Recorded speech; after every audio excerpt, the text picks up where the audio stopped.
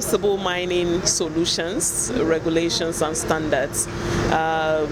What is responsible mining? We are trying to see how miners in Nigeria will imbibe standards, local and international standards, in the way that they do things.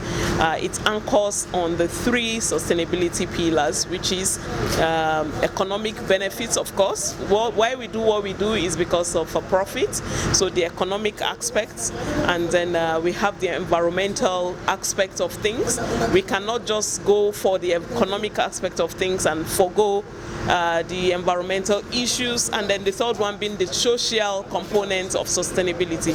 We cannot just say, okay, we are developing and we don't care what happens to other people or what happens to the environment. We have to make profit, we have to have a stabilized environment, and we have to engage with stakeholders at different levels, from the lowest level being the community level, most especially the host communities where this mining activity takes place, and then the state level. Very, very important. We can't do away with the states and their roles, the key roles that they play, because it's their immediate environment, and then also the federal level. So there are different layers of stakeholders that needs to be engaged with when it has to do with the social components of sustainability. So this is what we are driving in. This is the message we are driving in across the states in Nigeria, and also we have programs across the African continent. But for now, we are working in Nigeria, and we are driving the message of responsible mining, responsible mineral sourcing. So if you're sourcing minerals for whatever industrial purpose or commercial purpose, it has to be done in a responsible manner. You have to know what is the local laws or the local regulations are in the state and in the country. You have to know what the laws are. You have to abide by the laws and be very diligent and transparent in the process of complying with these laws. So the EIA law is there. That's the environmental impact assessment, which kind of in a way encapsulates all other issues that has to do with social and environmental factors. It is there, and when it is fully implemented by the operator or by the to-be miner or by the investor, whoever it is that is the proponent of such projects, when it's fully implemented, it becomes very responsible. And it's not just to have a document or have the environmental impact assessment without implementing it. Most people just have these documents, okay, yes, we know what to do, and they keep it on the shelf. That's irresponsible.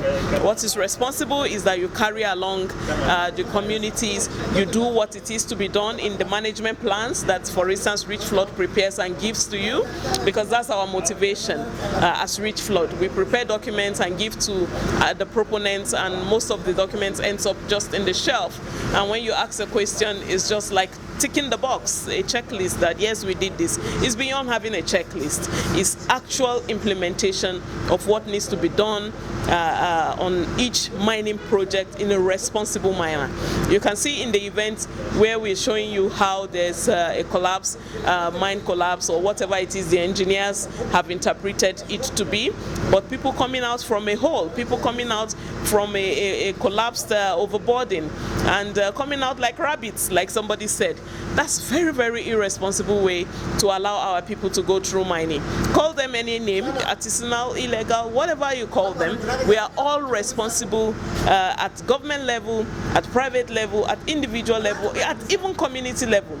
We have to do the right thing, and we have to be aware and sensitize the people and make them aware of this ethical way of doing things. So we have electric vehicles coming up, we have batteries, solar panels.